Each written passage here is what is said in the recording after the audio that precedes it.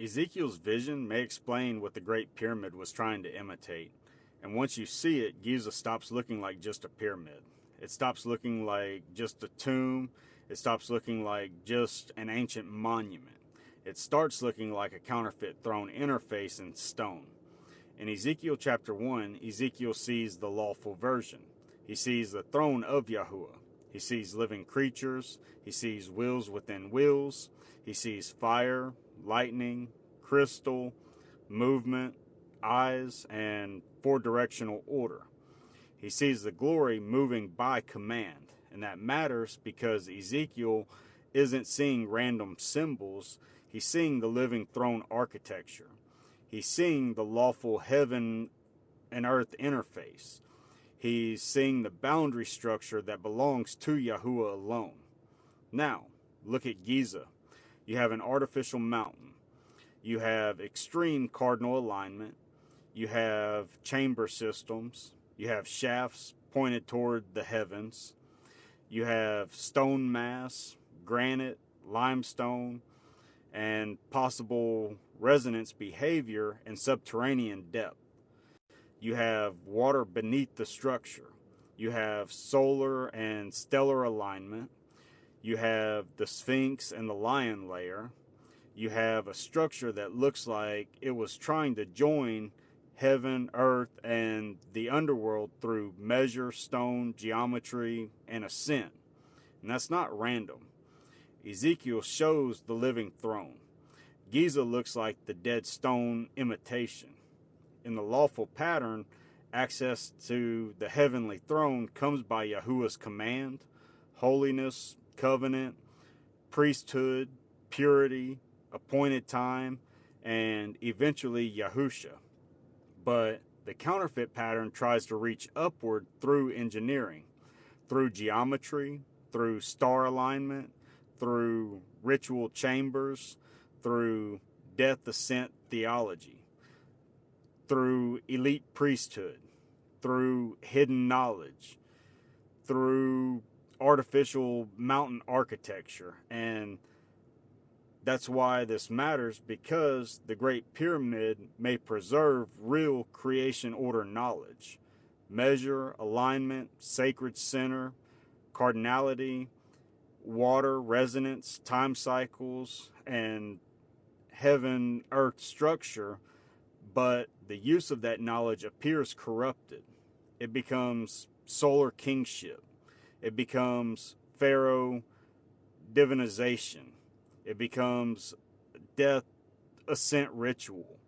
It becomes the king trying to rise into the heavens.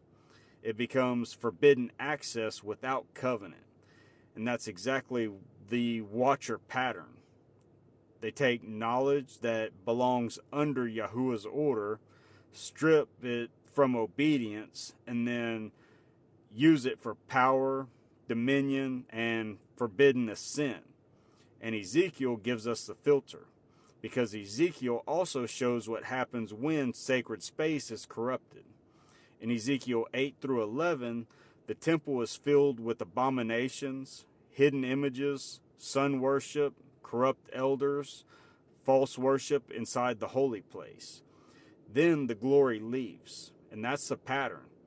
When sacred architecture is occupied by counterfeit worship, the presence withdraws. So if Giza was an inherited pre-flood or pre-dynastic sacred order structure, Egypt may not have created the original system.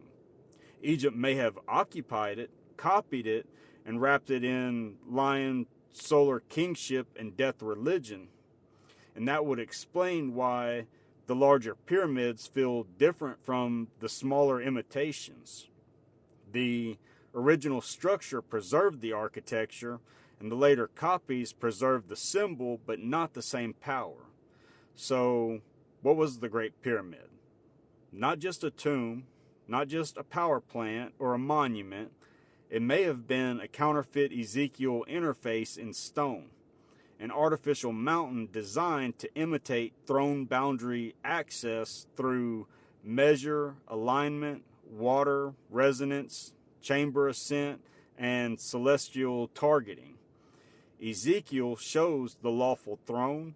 Giza shows the counterfeit attempt to recreate access without Yahuwah. And that means the goal isn't to recover forbidden knowledge. The goal is to separate what was lawful from what was corrupted. Recover the order, reject the trespass. Recover the geometry, reject the death cult. Recover the calendar, reject the astrology.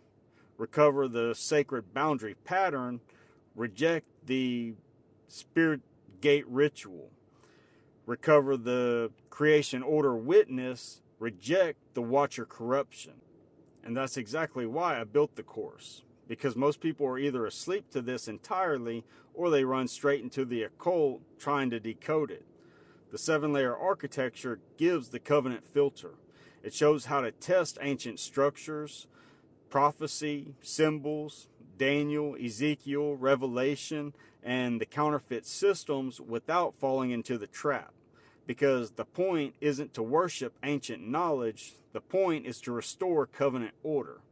Ezekiel shows the living throne. Giza shows the stone counterfeit.